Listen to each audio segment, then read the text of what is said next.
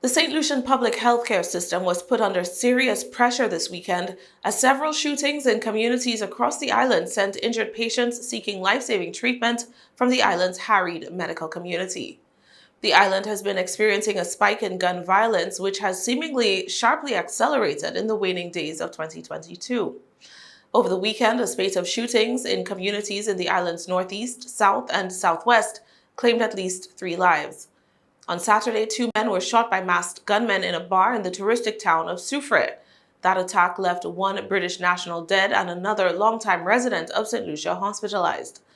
Later that same night, at least 13 people were shot in a community in Babonneau as they attended a vigil for a man that was himself recently shot and killed by unknown assailants. On Sunday, in a horrific turn of events, a man in the southern town of Vieux-Fort filmed a video remarking on the violence in the north and noting that people from his area also had toys. Minutes later, a video of that individual's prone body made the rounds on social media, showing him lying lifelessly bleeding from a head wound. Previous weeks have been similarly bloody. This weekend's bloodshed was extensive enough to prompt the island's main healthcare facility, the Millennium Heights Medical Complex, to issue a statement about how the staff dealt with the influx of casualties. Off-duty workers were summoned by their colleagues to assist.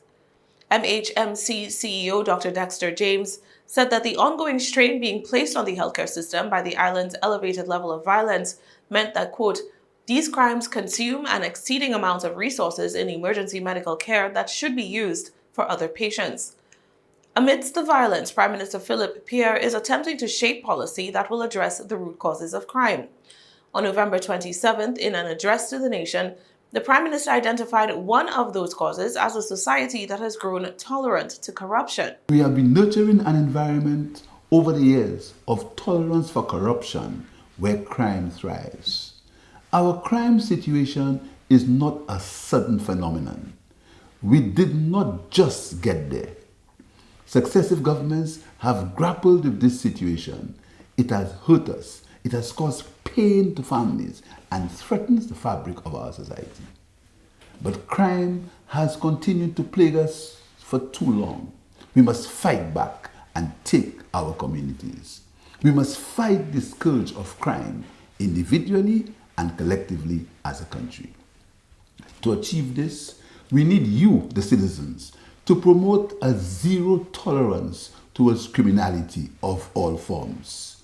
Small infractions of the law, not speaking the truth, threats, malicious gossip, envy, peddling lies and hatred on the internet and airways, domestic violence and child abuse may appear small in comparison to homicides, but we know how seemingly small issues snowball into larger societal problems. The Prime Minister, who is also responsible for the national security portfolio, outlined the kind of community action he believes citizens can take collectively to begin to address the crime problem.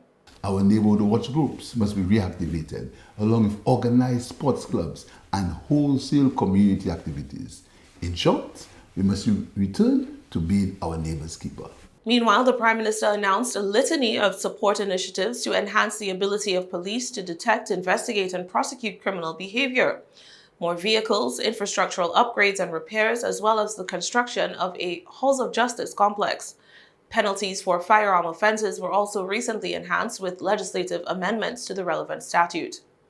Additionally, the government believes social interventions such as increased food and fuel subsidies for vulnerable households and broken window programs such as debushing overgrown roadsides will work to reduce the incidence of criminal activity.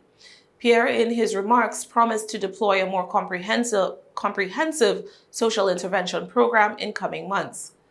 St. Lucia's Police Commissioner Crucita Descartes-Pellius also believes that social strategies and collective community action are the answer to the island's stubborn crime epidemic. The police may succeed in ridding our streets of all guns, but someone intent on taking the life of another will find a way. In this vein, strong social programs geared towards fostering productive members of society at all levels are required. We need to raise a generation which appreciates the value of ethical behavior and community engagement. We also need to develop public resistance to criminality. No longer can we afford to turn a blind eye and pretend the occurrences around us do not concern us.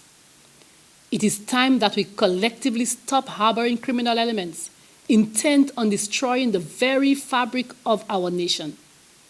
The Creole saying lends true at this time. Si pani si tu es, I pani vole.